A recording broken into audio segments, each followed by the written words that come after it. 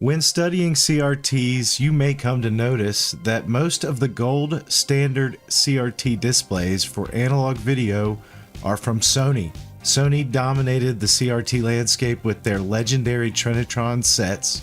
Some of the best Trinitrons are the professional video monitors, or PVMs, that Sony manufactured in the 1990s. Today we are featuring one of these Sony PVMs, the 5041Q. This unique CRT was one of Sony's smallest PVMs ever made. It has a 5-inch full-color screen. It also supports RGB and component video in addition to composite video.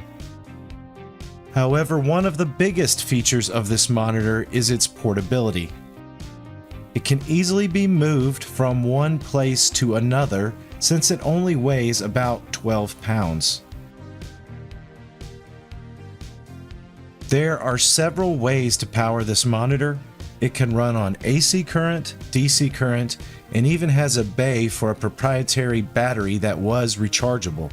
The inputs on this PVM are in the form of BNC.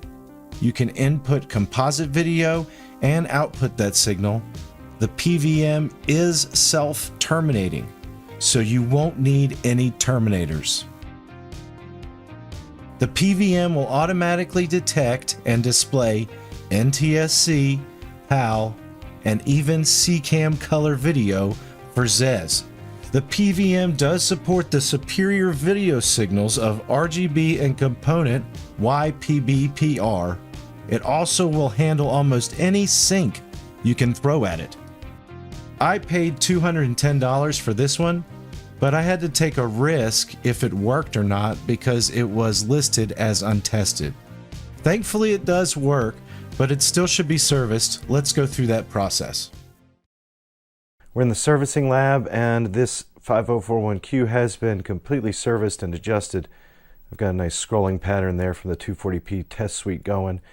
And I'm going to give you some ideas on what you need to do to service this level of a CRT, because I always like to service these before I really go into depth on featuring them. Start things off, you always want to inspect inside and clean everything out. That's one of the most important things on these old monitors, is just cleaning out all the old dust and debris. Now over on this side is the deflection board, and there is a cap kit available for this board. I've already replaced the capacitors in here, which is an important thing to do if you intend to use this for any amount of time and have good adjustments on there, because these potentiometers down here, these adjust all your geometry settings.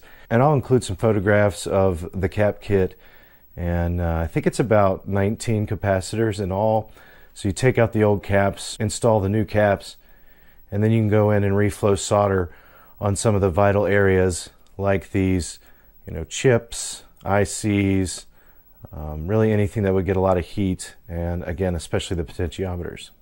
From the other side of the monitor, we'll look at this block right here. This is actually the power supply for this CRT, and it needs to be removed, and then you can service it. I'll include some photographs of how to do that, but there are 3 capacitors in there that will go bad, and when they do, they spit out a bunch of juice. Thankfully, the ones in this one did not go bad, but I went ahead and replaced those with 3 fresh capacitors. And then again, I reflowed the solder on the entire board for this power supply. Now if we step down from the power supply, this is our color processing board, and it is the B board. There is one issue on this board that you do need to consider, and that's these 2 potentiometers right here where my finger is. Normally, if those are orange, then they should be replaced. So if you open up your monitor and you have orange potentiometers right there, I've replaced my orange ones with these white ones, and I'll include some pictures of that process. But again, you need to remove the old potentiometers because those are prone to failure, and when those fail, you will only have a black and white image on composite video for this monitor. So you need to replace them, and then after you replace that, you'll install these 2 capacitors right here on the back side of it, and I'll include some better photographs of that because I've already insulated it here. The rest of this monitor is normally just cleaned, and unless there's an issue, we're not really going to do any more hardware rebuilding on it. This is one of the more interesting pieces of this monitor, that being the bezel.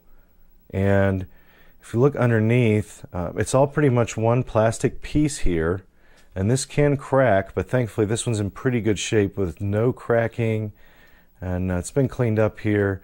I did leave those two posts on the top, and then I removed the side posts right here, which connect into these rack mount pulls, and then I also removed the actual screen coating, which is tinted.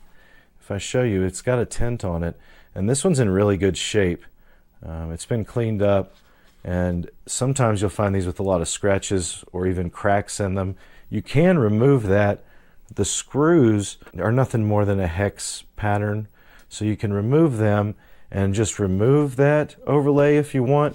But since it's tinted, I actually want to keep that overlay, and it's in such great shape.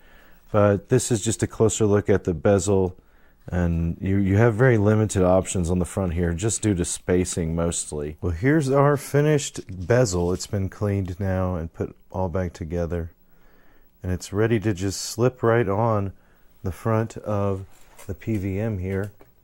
Just go right over top of that, slip right over everything, and it can be screwed right back into place. Now that we have the monitor serviced, let's talk about the tube. This PVM uses Sony's A13JZV00X Trinitron CRT. This is a P22 phosphor picture tube with a resolution of 250 TV lines, and it utilizes Sony's patented Trinitron electron gun technology. But how does it look?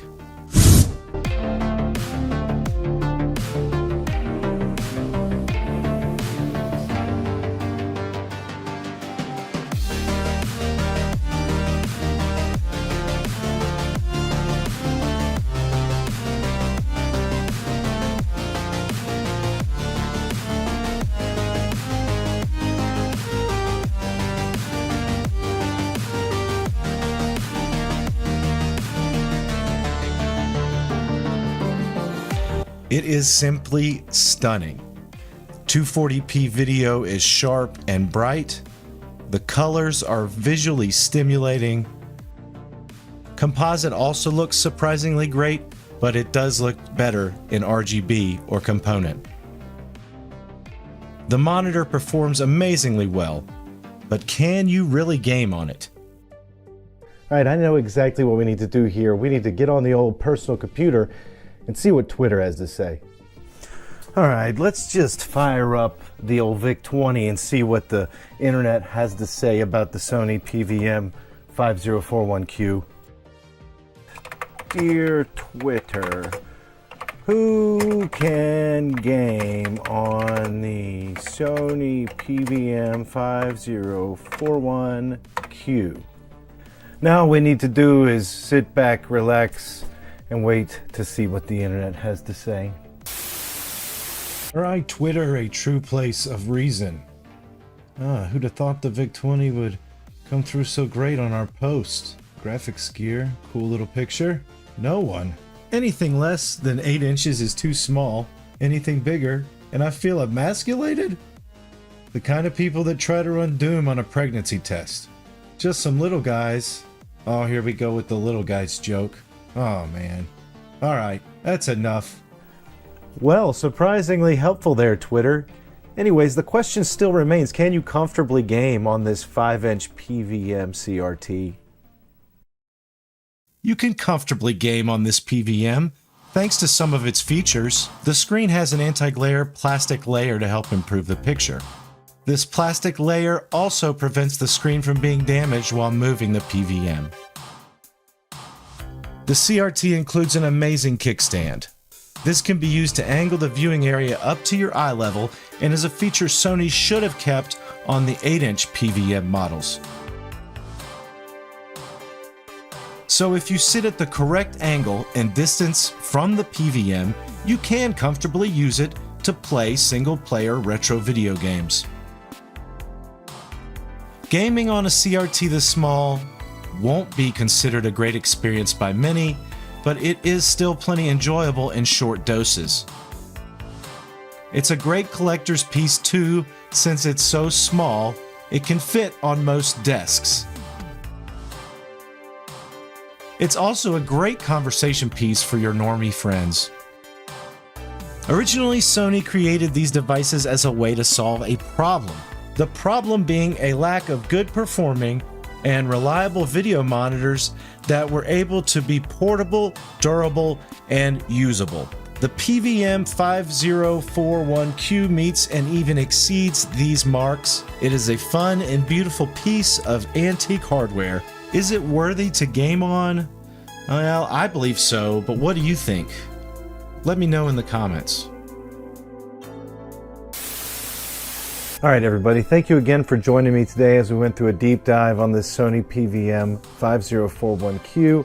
I just want to say a special thank you to everybody who supports this channel and all my endeavors on Patreon. Without you, I could not do it. If you did like this video or this kind of content, please make sure you subscribe to the channel and do hit the like button for me on the video. I also want to let you know that I do have more information on how to service this set available. I'll have a post linked below that I've written for RetroRGB.com on how to specifically service the color boards on here. And I'll also include links to a live stream I've done in the past where I did the cap kit on the boards as well as that color board repair, so you can see a good example of how to complete that process. And there's plenty of pictures in the post for RetroRGB. But that's going to do it for today. Thanks again for watching, everybody, and I'll see you all next time with some more retro content.